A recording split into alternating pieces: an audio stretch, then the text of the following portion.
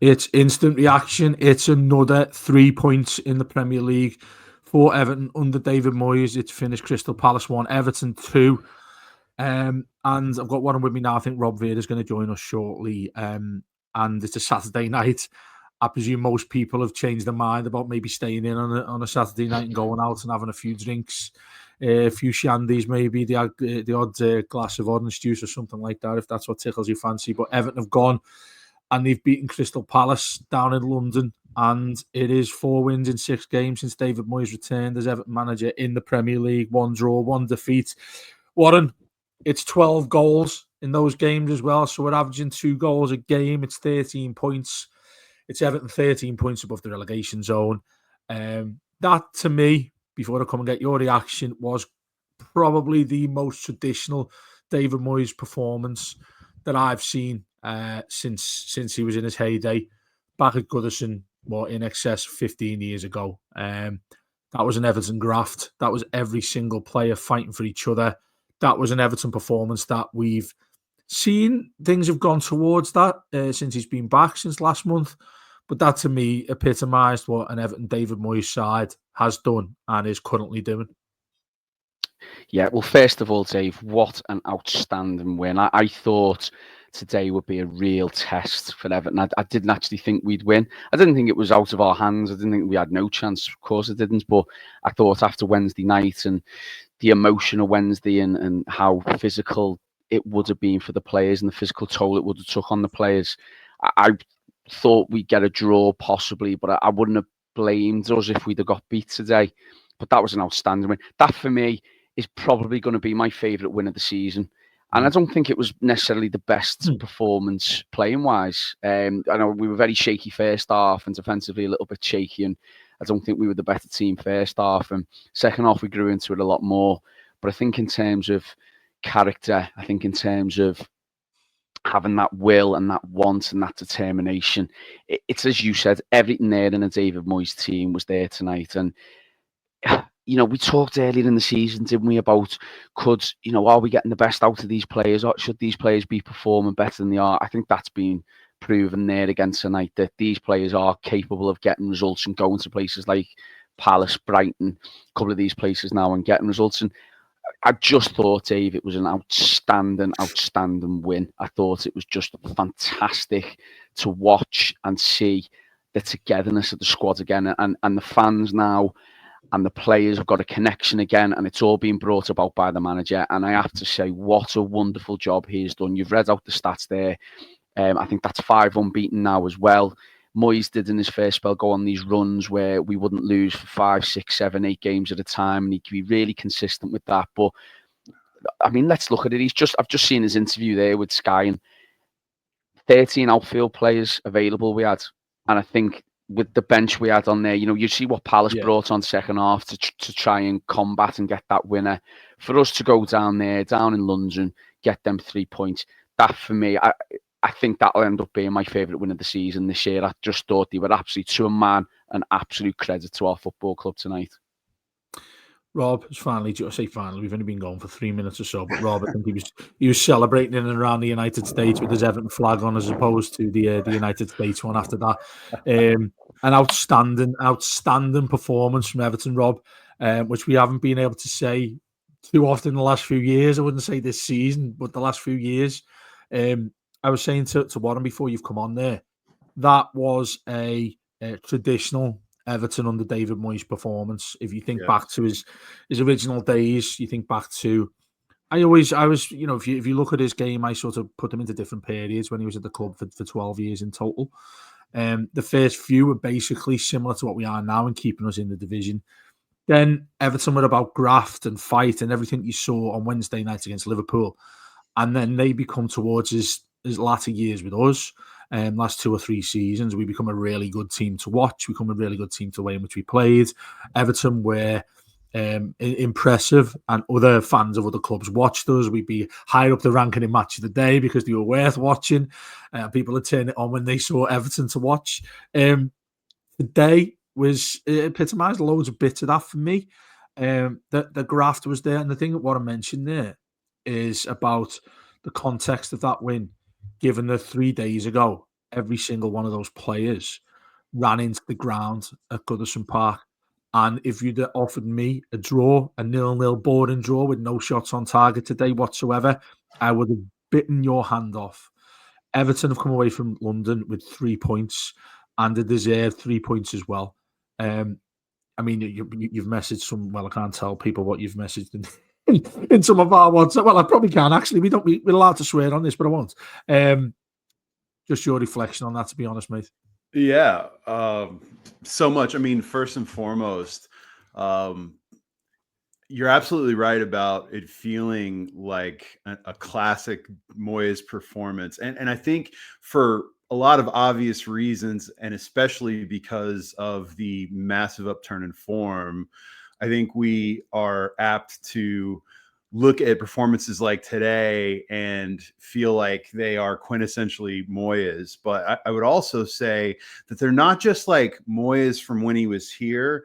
I feel like this is a Moyes who has returned with all of the advantages of knowing the culture of the club, the fan base, the expectations, the principles, all those things. Like he's got all that.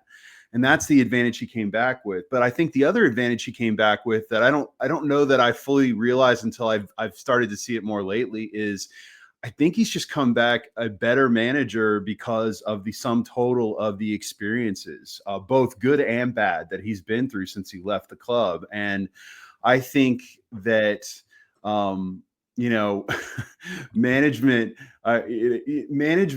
we've talked about this a bunch since Moyes came back, but management way too often gets boiled down into, metrics discussion, a tactics discussion, a personality. Are you more attacking? Are you more defensive? Whatever conversation. But it's so much more than that. It's much more three-dimensional than I think we make it sometimes. And David Moyes has come in and seemed to take the sum total of his experiences, both with Everton and afterwards, and returned the type of manager that has known exactly what buttons to push so far in terms of changing the team, but also that little thing that I think we forget about sometimes, which is player development. And player development is not just developing a kid from under 18s into someone who can maybe contribute someday at the Premier League level. It is taking your existing resources, finding them in whatever state they're currently in, and finding ways to push the right buttons with those players individually, whether it may be strict coaching, but it may also be somewhat psychological. It may be some of the things that Moyes seems to have become better at in terms of knowing when to apply a softer touch, because he certainly wasn't a soft touch guy in his first, spell at Everton. But man, it's all working. And if I mean, we talk about perfect storms around Everton, and we've used that term so many times over the last few years to describe how bad things get and how there's like a confluence of injuries and money issues and transfers falling through and all those things. But man, now it's like a perfect storm, if that makes sense, in that, yeah, the injuries aside, we seem to have recaptured both as a club on the pitch, or a team on the pitch, and I think as a fan base connecting to all that, it's reawakened something in us that feels both familiar and hopeful, which in and of itself is a weird feeling as an Everton supporter. But I'm loving this. Today was great. The form has been great. And the fact that it's all but academic that we're in the league and now we're talking about what is next, I think is so exciting, guys. It's great. I can't believe we're not this worried about the injuries. To your point, how did we come down here? The expectations game was that we were going to come today and get a draw. And if we don't get a draw, then no one would have been that upset with a 0-1 loss, or 1-0 loss or something like that. Right. So yeah, no, great day today. I completely agree. I think even to come away with a grafted, difficult performance there. We've kicked the ball in the air and all that sort of thing. You'd be excused to lose in that game, I think. Many people will disagree with that, but I think given what we put in on Wednesday against Liverpool and to come away with that draw, it felt very much from the start of that game like it was after the Lord Mayor's parade kind of thing. Palace looked to me a much more physical, better of the side, as you would expect. But the way in which it started to play out, the efficiency we seemed to have when we had the ball as well was something that we're rare to seeing. I think it wasn't route one to Beto, and look, obviously we could probably do our own show on him, but we'll get on to him in a few minutes or so. But I want to get you feeling in the way in which he's setting this up here. Because when you're thrown into a corner, and Everton have traditionally been at their best with the backs against the wall with David Moyes in charge, I think that'd be something that you'd say if you were to write a paragraph on what David Moyes has done as an Everton manager. That'd be one of the things you'd say and compare him to. Certainly, in my opinion, how he was an Everton manager when things were looking unlikely. Everton were able to sort of pull it from the ground and able to get a positive result at places, and that's what it felt like tonight. And it was a confidence in what he put out there. There was a simplicity to it as well, not to do him too much of a disservice. And we're keeping the ball on the floor here. And these are things that I'm not, let's be honest, we haven't been used to for quite some time. We could spend all night arguing and debating how previous managers have done with us in recent seasons. But under David Moyes, things that we've not seen from him. Rob into just the short couple of minutes ago about you look at him in a different way. I know I've banged on about it since he came back in terms of as a person. He's completely changed as far as I know. And we're starting to see that in reflection of how he sets this Everton side up as well, aren't we? I thought in the first half we lacked a little bit of the press and what we had perhaps on Wednesday, and you can understand that. Yeah, I think you could see in many ways why Doucouré gets picked a lot, because there was a bit of lack of that, and it's obviously not a bigger feature in Alcaraz's game, who I know we'll talk about later as well, as it is in Doucouré's. But it's the way we've adapted, and we adapt to different games and we play a way to suit different games against different styles, against different teams. I thought the first half we looked a little bit leggy. It did look like we were a little bit tired, and it looked like we needed to just hang in, not hang in the sense that we were, under pressure for the whole of the first half. But as I said, I just didn't think we were on it first half as much as maybe we could have been. And then the goals come from, a mistake from them. I don't know what was going on with that throw-in, by the way, what happened. But listen, how many times down the years have we seen that happen?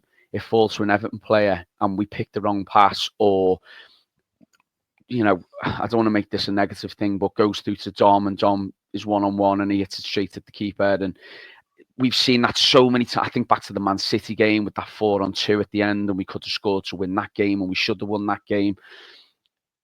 How many times have we seen that? And it wasn't there in that instance tonight. And I think what Moyes has done... Before you carry on with that, wasn't that Beto goal?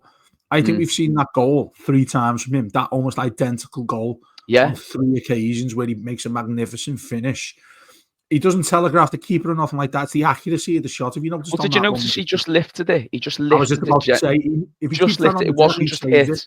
Yeah. It was lifted, and he's meant that. He's meant to do that. He hasn't just hoped. He's if you look at the replay from the angle where it's behind the goal, you can see his eyes just look up, and he's in a split second pinpointed what he wants to do. And if like you said, if he doesn't lift it, it doesn't go in. But I think this is what Moyes has done, to answer your previous question. I think the confidence is fully being instilled again now in these players. He's demanded more off them, but he's given them the freedom to demand. It's all well and good demanding things off players, but if you're not giving them the tools to succeed, they're never going to succeed. He's given them tools. He's demanded more from them. He's demanded they play better.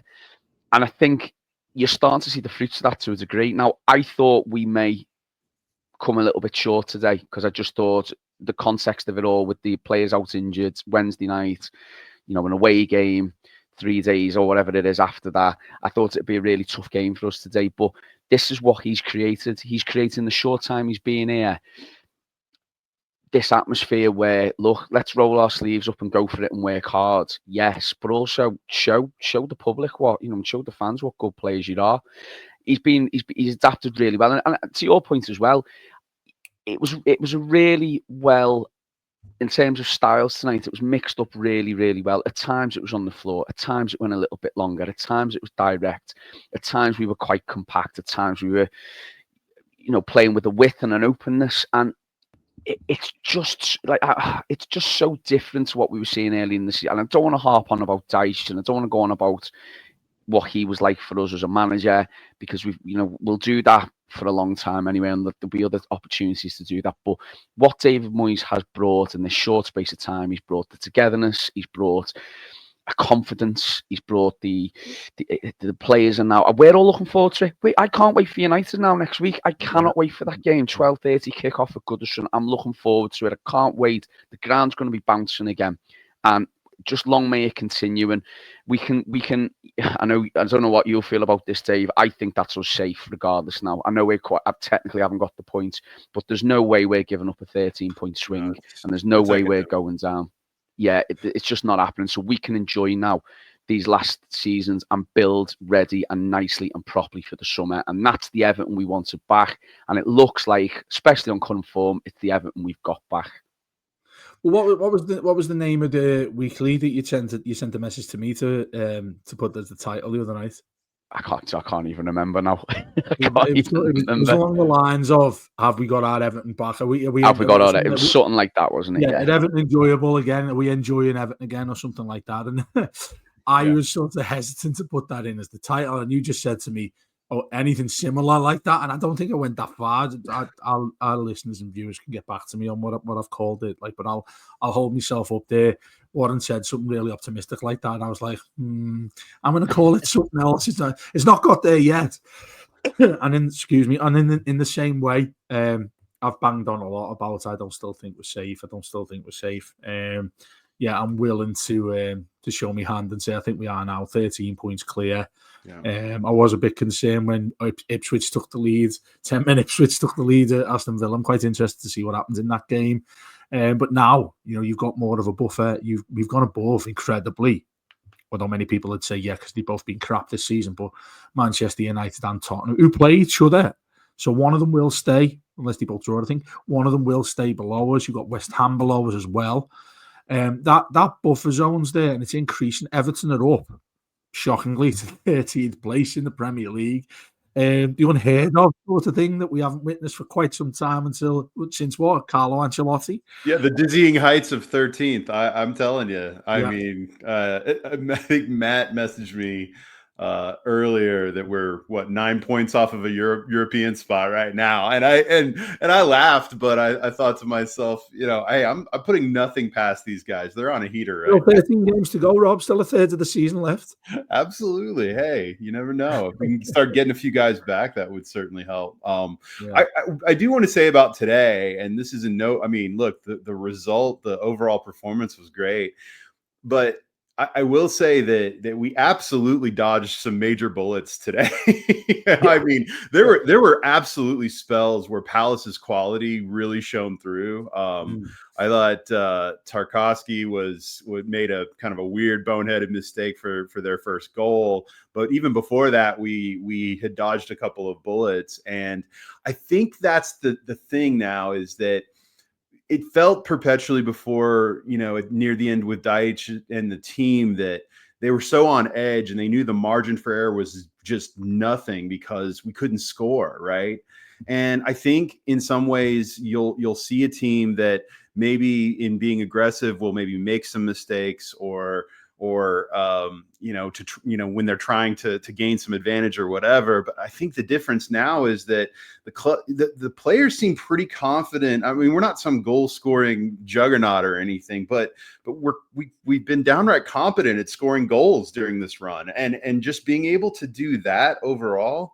I think loosens everyone up to just play a little bit more. We talk about this idea of self-belief, and that self-belief is kind of a chicken or egg thing. Is it coming because they finally gotten results, or are the results coming because they finally got self-belief? I think it's pretty symbiotic, but Moyes has been able to generate that. And we've been able to sort of ride these waves where in games, a mistake here is not the end of the world. And I think that kind of mentality where we don't let one thing just get us down, or we don't allow it to take us out of our game, I think is one of the other key differences we've seen so far. And today, to get this kind of result, I think is an absolute testament to that. Well, and we'll go on to talk about these players now, because I think everybody listening to this instant reaction will.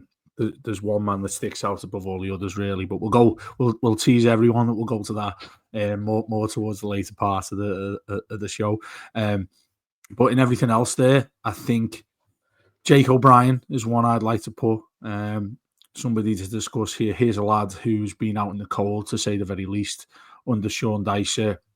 I think a player that we signed where we were almost immediately questioning Angle, what's the link between how are Dyche and Kevin Thelwell working together here to go and get a player that basically looks like he's turned up to training. Sean Dyche has turned to him and said, "Who are you?"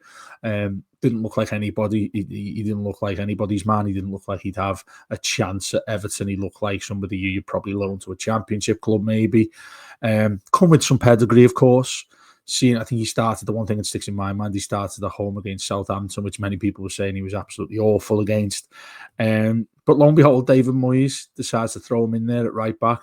He puts him in there ahead of Ashley Young as well, which is a bold move. I think Ashley Young's been okay this season. I don't have an issue with what Ashley Young's been like most of this season. But yet he decided to stand out, brave to put him in at right back, because he's not a conventional right back. I've said a couple of times, it reminds me when we had Joleon Lescott for that first season back in the past, when he was put in at left back before Baines came to fruition when we signed him from Wigan, and he was magnificent at left back. Big 6 foot odd lad who had pace, and it's hard to find, and we have 2 of them, it's hard to find tall defenders who are brilliant in the air who are also quick. It's a hard thing to find in the game. We both got him and Branthwaite, who we've waxed lyrical about Branthwaite for quite some time now. Jake O'Brien, looks the real deal for me from what I've seen so far. It was another consistent game from him tonight. Me and Rob, actually, a few weeks back on the weekly, were discussing the impact he's had on the team lately. And it's not necessarily, well-beaten performances and 10 out of 10s every week, but he's slotted into that back line. And, I thought there was a couple of shaky moments with the back 4 in the first half, but certainly towards the end and in the second half, I thought he held on, and I thought the 2 centre-halves, Branthwaite and Tarkowski, actually did really well.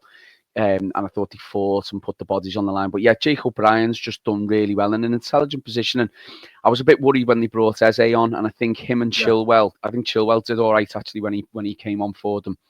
I thought that was going to be a particular strong side for them, and I think that there was a worry there and a concern from me certainly in that second half, because Eze had a bit more freedom. He opened up the game a little bit more for them, and they had that threat continually. But again, Jake O'Brien kept him relatively quiet. He was solid enough to keep that threat at bay. So yeah, I agree with you, but I think for me, if I'm all right to just go on and speak about a couple of other performances, I know we'll go on to the main man in a minute, but I thought Idrissa Gueye for me again was outstanding, and I think he was a classic 7 out of 10 again tonight, where he just does the things you want a central midfielder to do. Broke up play a lot of the time, made some important tackles, but just little things as well, like winning the ball in the middle, just through, getting his foot in the way and then laying it off. And it just broke that up. And we haven't always seen that at times. We've seen teams overcome us. And for me, he has to be offered a new 1-year deal. Idrissa Gueye, he has to be. He's not playing like a 35, 36-year-old. He's playing like he's still in his 20s. So he has to be given a new deal for me. I also thought Alcaraz, I know he scored the goal. Again, I alluded to it earlier. How many times down the years have we seen the ball reach somebody in that position and they've just snatched at it and it's gone over the bar, or it's gone wide or straight to the keeper? You mean like Decore? Like Decore the other night, yeah, exactly. Is that red card part of Everton's 11, by the way? Is that red card enough to thank as well? Yeah, exactly. But, yeah. But the ball comes to him and he's done that South American classic thing of just taking his time and slotting it in the corner. It should have been a penalty before that anyway, because it was handball by Chilwell. But look, I'll take the goal instead. I was really worried that when he scored, I think they're going to pull it back for a pen, and we'll end up pull it back. No, they let the goal go. But I thought he did well. And look, if we can, if he keeps playing like he has done in the couple of cameos he's had and how he played today, if we can get him on some sort of deal, and the rumours are flying around at the minute that Flamengo want to sell, so we might be able to get him on a relatively cheap fee. I think that would be a great start to this rebuild if we were to get someone like him in. And again, you know, he got the assist for the first goal. Lovely through ball, played the weight of the pass, the perfection of that. Again, how many players have we seen down the years just overhit that pass and the chance has gone? Lovely way to pass on the ball. So I thought he did brilliant. And another player who I thought did really well was Jack Harrison. I thought Jack Harrison had one of his best games in a long time. I think he had a bit more confidence about him to take people on today, and he put in some really good balls. There was one in the first half, he played across the box, he hit it quite early, and it come off the defender and just went in front of, I think, Lindstrom, and we couldn't quite get the touch in to get the goal. But he's at his best when he gets the ball and he can do something with it quickly. And I thought he worked exceptionally hard as well. You know, I know we laugh and joke about the fact that he's only good for his team, like what he brings to the team as opposed to what he is as an individual. But he had all that about his game tonight. And I just thought as a whole, you know, I thought the players were magnificent tonight. I just thought, 1 to 11. I thought Burnham did okay when he come on as well. I think he's, looking like a good, solid option to bring off the bench at the minute. I don't think he's quite ready to start, but it's someone, again, who we can look at and another player in the squad. And listen, who knows what we can do going forward. But if we can start getting some of these players back fit, the squad actually looks quite healthy. And then, it's obviously onto the sum of them. But yeah, for me, they were brilliant. All those players who I've mentioned tonight, and then I'll leave it to Rob to maybe talk about the main man who was we'll go on to it, shall we, Dave? Because Beto was just outstanding, incredible, wasn't he? Well, yeah, just before we do there, Rob, you want to mention, I know you just hold your horses for a second on the main man there, but I'm literally just we're dying to talk about him. We want to talk about him. He's got a shirt on there. You can't quite see it if you're listening to it. Obviously, he's got a shirt on there with Beto's face on it. No, couple of the things that Warren mentioned there was about Harrison as well. I think he deserves a bit of praise from us, given that I think the conventional thing you get out of him is graft. And that's the type of away game where he does come in really useful when he does that. Obviously, that is when he puts in a performance like he did today. I think that's a little bit of an insult to say that basically all he does is just track back. He'll help out whoever's playing right back, or if he drifts across, whoever it is, whether it's Mikalenko or O'Brien. But I think he should be somebody who's you duff your cap with today as well. And Alcaraz, I thought, was interesting because I thought that game might be a little bit too big for him, and by big I mean in size, almost literally in size. He's quite a small, quick little lad. He's playing in a central role there, which is it's a big job to do that when we've particularly got a small in size midfield player with Idrissa Gana Gueye. And I was thinking, do you know what, we could get overwhelmed here. But it ended up quite funny in the end because they ended up with Wharton on alongside Hughes. And they're both really small guys as well. Yeah. So I was watching it thinking, I'm sort of watching Sabutio here when I'm seeing those lads battle on in the midfield. But yeah, I mean, he started to grow into that game for me. He ends up with an assist and a goal, which you couldn't ask more from him. And that ball he plays into Beto right into his stride as well. Was a fantastic pass, and he's the type of player that you want him towards at the end of the derby as well. He almost had this typical sort of, I don't know, a stereotypical South American style where he's out over there. He wants to put his head through the brick wall in the first position. And he was over there scrapping in front of their fans and all that sort of thing. And, I suppose that's neither here nor there because it can cost you, can't it, if you do that a bit too much. You got to ride the edge. You got to ride the edge. Yeah. Yeah. And I'm going on and on and on. I just want to frustrate you, really. But Beto has turned a corner, at least, should we say that at the very, very least, that Beto's turned the corner as an Everton forward, the Everton only striking option, which we were all pretty, really paranoid that could be the case for us. That'll make it a really difficult end to the season. David Moyes has come in, and Beto's taking it like a duck to water. Tell me about him. I mean, I don't even know where to begin because he definitely feels like one of those players who's having a real moment right now, and which I think is obvious, but it's one of those type of moments where every game seems to be kind of slowly building on top of the one from before in terms of the lore, I mean, and I think everyone loves like an underdog story. They love a guy who's been down and found a way to bounce back. And in terms of, like, I've always hated the simplified notion that all Everton fans care about is players who put in a shift, which I think is really reductive and condescending. But obviously there is an element of us wanting maximum effort applied to the talents that we believe that you potentially have. And so I think where Beto has been consistent in all this inconsistency since he came to the club is that he would go out there and the ball would bounce off his shin 20 yards, or he would, he'd roll it softly to the keeper, after he miskicks it or whatever. But he always seemed to have that foundation of working really hard.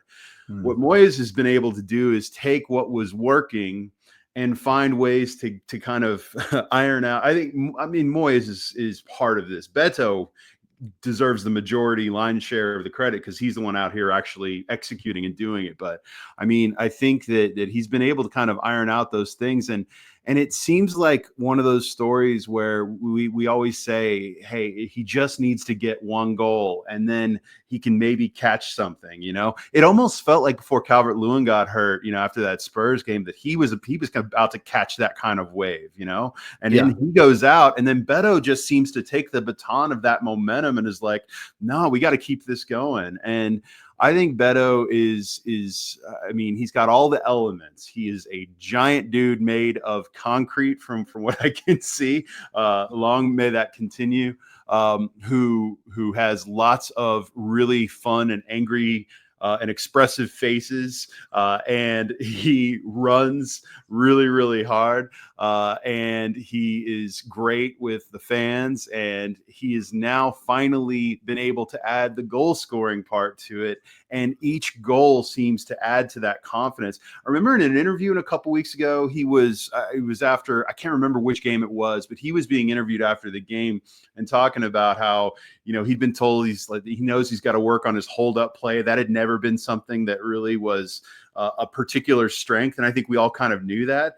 But look at his performance today. Yeah, he got the goal, but I think what we all took away from that game today was just, what he's been able to do in terms of, being able to actually finish these goals and to be able to do all of those things. And so adding, the complete performance, the thing that we kept hoping we'd get from a fit Calvert-Lewin, it's like suddenly Beto is starting to put all this together, and he looks like a keeper for next season. How many of these players did we talk about just a month ago that we wanted rid of? And now Beto is starting to look like a steal for what we've paid for him. I think that's a really good way of analysing there.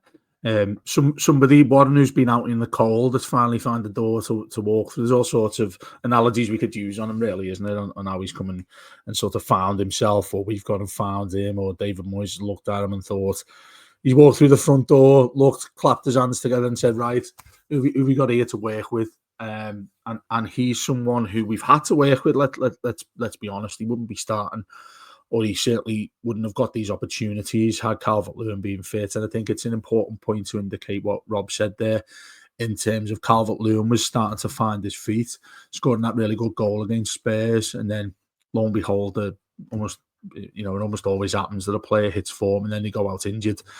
It looks like he's going to be out for the rest of the season again, which we were all sort of panicking over.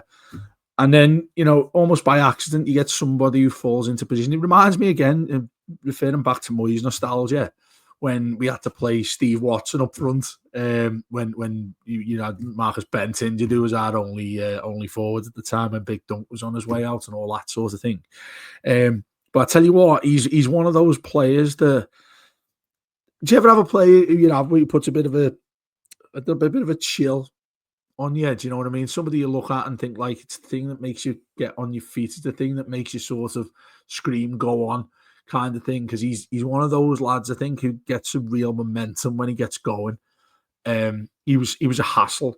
He's the kind of player, and it probably does him a little bit of a disservice, I think, who can batter people around him. He can get in. He wants to physically get involved here. He wants to scrap. He wants to fight.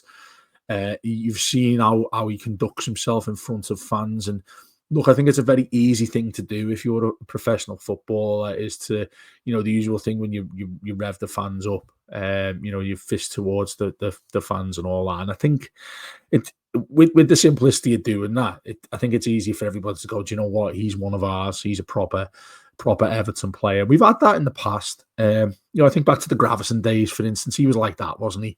That kind of, guy who just wants to throw in everything towards the fans. And by and large, he backed it up with performances. This fella wants everything here. You can tell the way he speaks, the way he conducts himself, the way he moves, the way he runs, the way he puts everything into how he plays, regardless of how good it's been or not. Now, let's be honest, we've been overly critical, some of us more than others, and I grant that as myself, who said, what on earth are we doing? What have we got here? What's Kevin Thelwell gone and done with 30 million quid here that we pretty much haven't got to spend? I wrote something on my Twitter, which is quite rude, and I won't repeat it, how enthusiastic Kevin Thelwell will be, to put it mildly, after his player finally coming to what he actually thought he went and bought with that big fee that we paid for him. But yeah, I mean, he's quick, and I mentioned there, just thought on to what I mentioned there about having O'Brien and Branthwaite as big lads who are quick, who can move. This is another one. He's fast. I remember me and Matt spoke to, it might be Matt himself, spoke to a Italian football journalist who spoke to us about him in depth, saying that he hasn't got the best first touch. He'll do things that look like he doesn't know what he's doing, but he will run all over the place for you, and he's really deceptively quick. And by that, I think that's an excellent way of putting it, because when he sprints, for me, it doesn't look like he's sprinting. It looks like he's just taking power, isn't it? It's just raw power. It's like one step for everyone's other two, if you get what I mean. And he seems to just march on, which doesn't look like it's head down and sprint. It's like he's taking giant steps towards the ball that ultimately make him beat his opponent. Then, if you look towards the end of that game, and I thought there was a telling point there of how much he'd ran a shift in for us, was he chased everything down when we gone 2-1 up. Well, he was doing it for the entirety of the game, but there's one point there where he's the only man there when we're trying to defend in the last 10. And the ball goes to one of their back four, and he just stops. He just stops about 15 yards into their half, thinking, I've just got no more. I've got no more to give. And he's an athlete. He's his fitness. He's a professional athlete. And if somebody is that knackered at the end of a game, they've put everything they give onto a performance that he did. He went and done that. He scored a fantastic goal, which was a brilliant finish. And we're just starting to get to know what this lad's all about here. And I'm just thinking there, it's not so much by an accident that he's getting what he deserves here. Things sometimes align. I think Rob hinted towards that, where, when you get your chance, everyone loves a hero that's come from, nowhere. And that looks like what he's done. We all wanted him gone half a dozen games down the line. We're like, do you know what? There's a real competition between him and Calvert-Lewin, which one you'd have rather start. And I would guess that most fans would say they want Beto starting ahead of Calvert-Lewin. Would you have imagined that if you go back to last year? No way you would have imagined that. And it's been, like Rob said, I love the underdog story of it. But, me and Matt were talking the other day on the weekly as well, just the weekly previously just gone, about how he's been a figure of fun.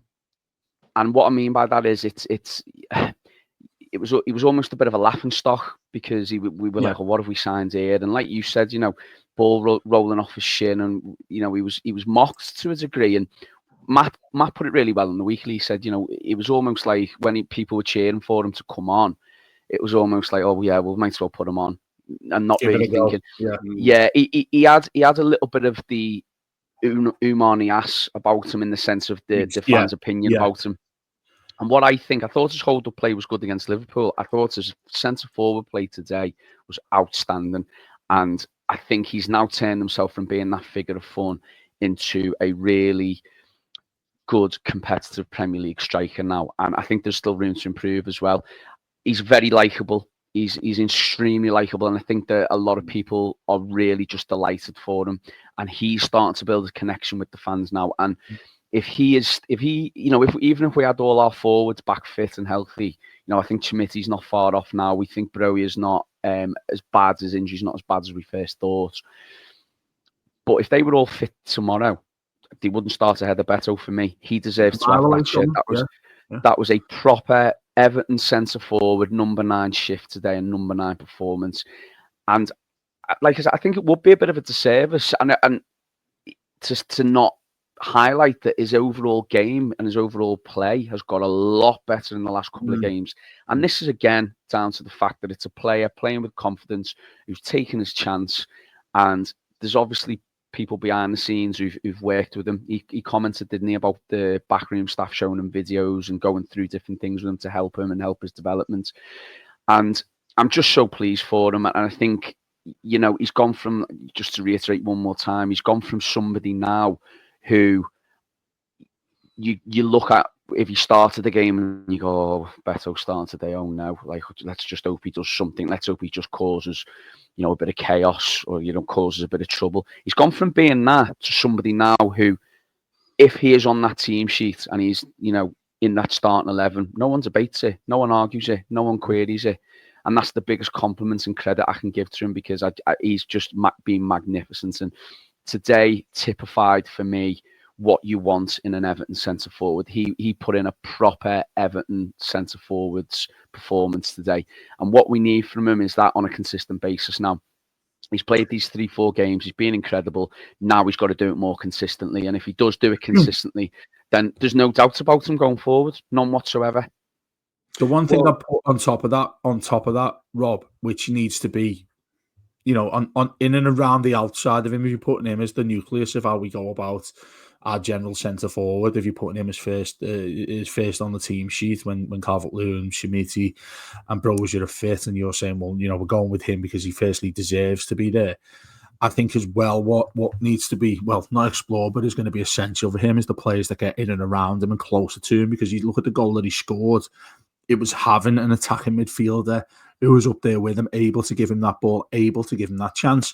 Yep. And I think that many people, not as many as there were initially, was saying you've got to give this lad a chance. And one of the things, and you go back to him being a bit of a laughing stock, and Warden's absolutely right there, let's make no bones about it. I was like, what have we done here? Oumar Niasse, I think, is a really, really good way in which you're reflecting upon him in his initial time with the club. Well, let's say before 8 weeks ago, that's how quickly he's risen to fruition that he is now. And I just feel as if when I've seen him aerially, I don't think he's great with his head. I do not. And I think it's really interesting. You see, he's 6'6", whatever it is. People are high, you'd automatically assume that they're going to be brilliant in the air. Lukaku, we had that conversation about him all the time. Yeah. I just don't think he's that kind of player, despite the fact he's one that you probably want. If you're defending a lead, you want somebody who can hold it up like that. But this fella holds it up in a different way. He holds it up when it's thrown into his chest, when it's thrown into his feet. He puts his arse into the back of the centre-backs he's against. He bullies them. He gets them in. The defenders hate him. They will absolutely hate him. Well, the two centre-backs and, well, everyone else there, Palace, who he's running towards, if a ball's getting knocked into his feet, will absolutely hate him, and they'll come off maybe with the ribs hurting, all sorts of the body aching, because he's done everything he physically can to keep hold of the ball and keep the ball shielded. I can't remember a point in that game, and he got man of the match over there with Sky Sports, Rob. And it gets to a point in that game where I was thinking, in that way that I associate with him, that's unplayable. That if you've got somebody who can do that. You mentioned the reference to Lukaku there, and I was only having to think about that before. Obviously, Lukaku was a world class, but he's not anymore. But he was a world class player for us, and there used to be a lot of debate whether he could be asked or he couldn't be asked. I think you could never question that about Beto, could you? No. Oh God, no. Look, I think when we are talking about, and regardless of the sport, when we're talking about what makes a player elite. We talk about athleticism, pace, skills, all these kind of like raw physical traits. I mean, those are obviously, the majority of it, right? And Beto is not an elite player, and I don't think anyone is getting carried away here. But what Beto does have as an elite trait is his effort, and not in just a hustle for, no reason sort of way. Like aimless hustle is not really, there's nothing elite about that. I mean, that's just sort of, that's great, but it's not what I think for Beto, it is finding ways to use aggression with the physical traits that he's got at a high, consistent level all the time. And we think of physical, we think of big strikers and we think of physicality in usually framed by aerial duels, right? Because that's what we think of. If you're big and you're tall, then if you're physical, then you're really great in the air. I mean, Calvert-Lewin is pretty great in the air. I mean, I think Ed is, especially before all these injuries, that was one of his lead traits. But it's not the only way to be super physical. And I think what Beto does is he will, like you said, stick his ass out, like use his whole body to kind of, to try to gain leverage over defenders, especially if they're the type of defenders that he feels like he can, that he can bully a little bit. Now he had a great duel today with Gahey. I mean, I thought that was really one of the things that I found myself watching, just them one-on-one. I could have seen a camera with just on the two of them and it would have been great. But, just being up for it constantly is really big. The last thing I'm going to say though, about Beto for my part is that, I take Warren's point about the fact that he's got to show consistency, but he's been consistently pretty awesome since Moyes came in and since Calvert-Lewin went down. And obviously this is something that you want to see going forward. But, I think you guys are having this discussion about the idea of, well, when Calvert-Lewin's back and Broja's back and Schmidt or whatever, I mean, I'm not sure we see Calvert-Lewin again for Everton just because of the nature of his injury. And I think right now, based on the available evidence, Beto is the one that makes it to next season's squad pretty easily. Just given the nature, given that it's less of an injury risk, it's another salary slot that you open up, because really, again, I'm not saying that it's not that you can't look for additional striking talent. You should always be looking for goals. But I think if you told me that you were going into Bramley Moore with some combination of Shermiti, Broja, and Beto, and maybe one other that you buy this summer, or just someone who can play maybe both roles, you'd take that. And by the way, the thing that's so insane about this discussion we're even having right now, and again, it's probably premature to talk about next season, is look at how we're talking about Beto now, guys. And you guys were talking before about how he had almost become a borderline joke.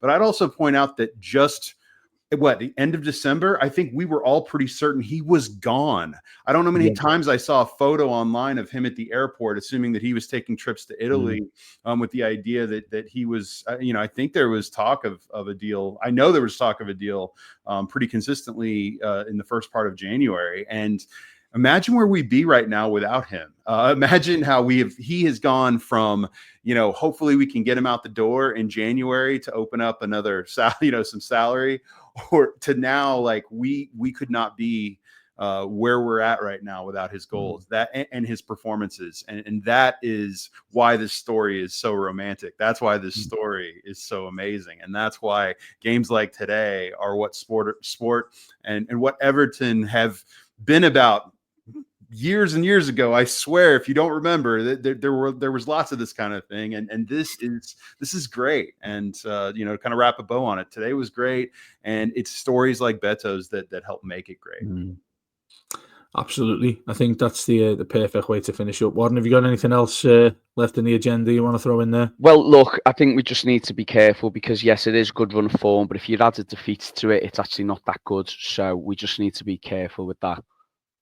You sound like me there. So people are going to kick off at you. You didn't get the joke, did you? I was trying to make. Are you just joking about me? No, I got you. You know that, Rob. The amount of hell that I get from saying something. No, I did today. Oh, we're not safe yet. We're not safe yet. That was obviously a joke. No, just to finish off.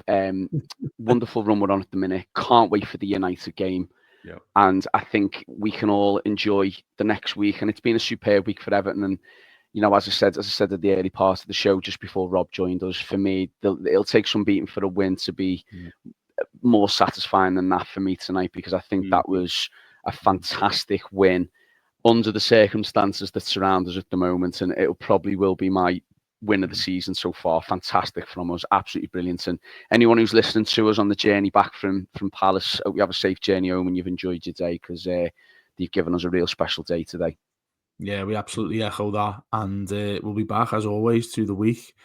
What a week it's been! What an emotional week it's been. Completely agree with Warren there. That's the type of Everton performance that is the one that goes to in and around the top of your list, whether you go and beat someone 4, 5, 6-0 or whatever it's been against the likes of Leicester, what we did against Tottenham, Everton going backs against the wall and getting a win that you don't expect. They're the ones that I love the most as well. We'll leave it there. Rob, Warren, thanks so much as always. We're back with what we got next. We've got Blue Monday with me, Les and Roger. Then we'll have Byline with, I was going to say Les again. Les is on all the time, isn't he, doing mailbag? We're going to go with, with Paddy and Matt on Tuesday with Byline, and then Warren's back with weekly as well as we go through the other week before we go back to Goodison for the big game against Manchester United. The 6-pointer against Manchester United, probably looking up the table and maybe putting them towards the relegation zone. Who knows anyway? But yeah, that's what is it? 6 games in the Premier League, 4 wins, just the 1 defeat for David Moyes since he came back. 12 goals, 13 points, 13 points above the drop zone. Everton are safe as far as I'm concerned, and we'll speak to you soon. Up the Toffees.